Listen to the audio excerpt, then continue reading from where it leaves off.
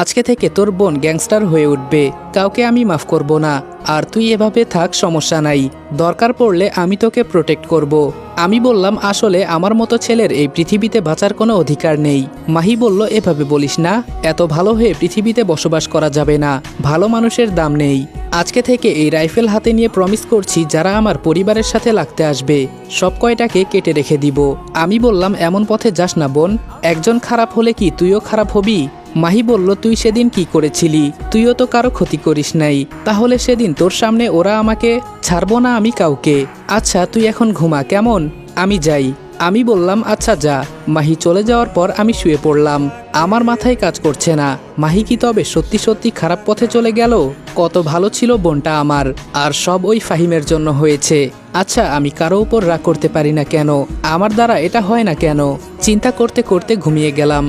তো গাইস, বোনের মিত্র গল্পের পরবর্তী অংশটুকু সবার আগে পেতে ইউটিউবে গিয়ে রেদওয়ান অল হোসেন ফায়ার লিখে সার্চ করো আর সম্পূর্ণ গল্প পেয়ে যাবা। তো Redwan all Hossain fire YouTube চ্যানেলে চলে যাও আর গল্পটা এনজয় করো। তো চলো আবার গল্প শুরু করা যাক। সকালে ঘুম থেকে উঠে দেখি আম্মু আমাকে জড়িয়ে ধরে পাশে শুয়ে আছে।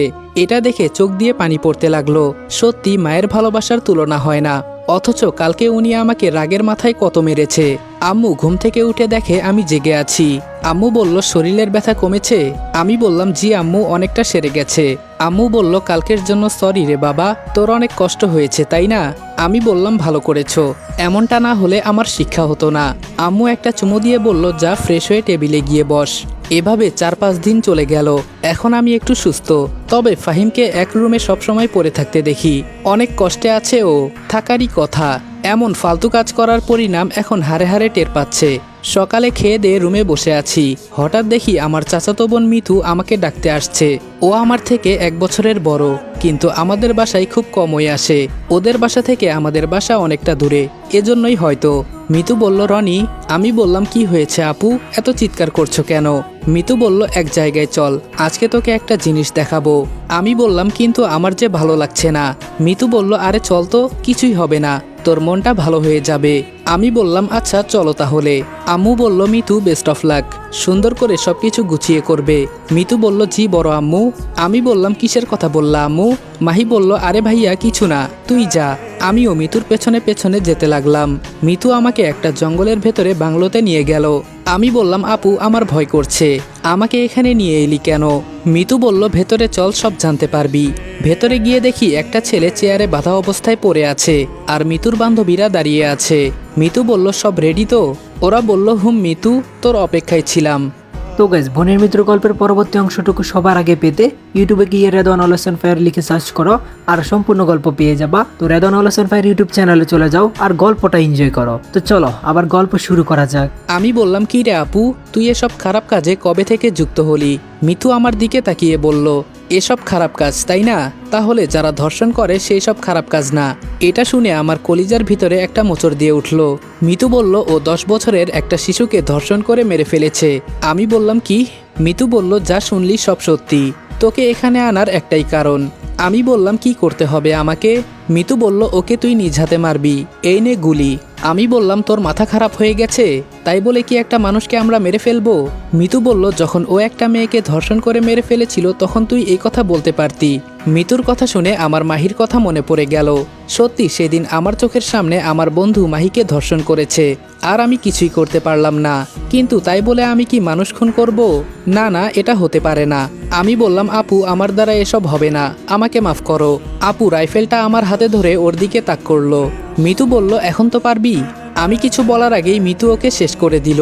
মিতু বলল, বড় আম্মু ঠিকই বলেছে, গাধা দিয়ে কখনো হাল চাষ হয় না। মিতু রাগ করে চলে গেল। যেতে যেতে মিতু বলল, কেন যে আমাদের বংশে এমন একটা ছেলের জন্ম হলো, না আছে রাগ, না আছে হিংসা। তো গাইস, বোনের মিত্র গল্পের পরবর্তী অংশটুকু সবার আগে পেতে ইউটিউবে গিয়ে রেদওয়ান অল হোসেন ফায়ার লিখে সার্চ করো আর সম্পূর্ণ গল্প পেয়ে যাবা। তো Redwan all Hossain fire YouTube চ্যানেলে চলে যাও আর গল্পটা এনজয় করো। তো চলো আবার গল্প শুরু করা যাক। আম্মু বলল, কিরে মিতু, এভাবে হতাশ হয়ে ফিরে আসলি কেন? মিতু বলল, না গো বড় আম্মু, ওকে দিয়ে এসব মারামারি হবে না। মাহি বলল, আমি বলেছিলাম তো আম্মু, তুমি শুনো নাই। আম্মু বলল, ওকে নিয়ে আমি খুব চিন্তায় আছি। মিতুর পেছন পেছন আমিও বাসায় এসে দেখি সবাই মিলে আড্ডা দিচ্ছে। আমি বললাম, কিরে মিতু, আমাকে ফেলে চলে আসলি কেন? আম্মু বলল, রনি এইদিকে আয়। আমি বললাম, জি আম্মু বলো। আম্মু বলল আগামী 1 মাস সময় আছে তোর কাছে, তারপর পুলিশ হিসেবে জয়েন করবি আমাদের থানায়। আমি বললাম এসব তুমি কি বলছো আম্মু, তাছাড়া আমি বাবার ব্যবসা সামলাই, এসব পুলিশ টুলিশ হওয়ার ইচ্ছা আমার নেই। আম্মু বলল আমি তোর মত জানতে চাই নাই, যদি কোনো জায়গায় ঘুরতে যাস যেতে পারিস। আর আমি বলেছি তো বলেছি, মনে থাকবে তো? আমি বললাম জি আম্মু। আম্মু বলল আরেকটা কথা, তোর দাদা মারা যাওয়ার আগে একটা মেয়ের কথা বলেছিল, আগামীকাল তুই ওখানেই যাবি। আমি মনে মনে ভাবছি আমার দাদা সন্ত্রাসী ছিল, উনি মানুষকে মারতেও দ্বিধাবোধ করে নাই, আর উনি নাকি আমার জন্য মেয়ে দেখে গেছে, আর তাকেই আমাকে আবার বিয়ে করতে হবে, জীবনেও না। আম্মু বলল কি চিন্তা করিস? আমি বললাম ওখানে তো দাদার অনেক শত্রু আছে, যদি আমার উপর হামলা করে।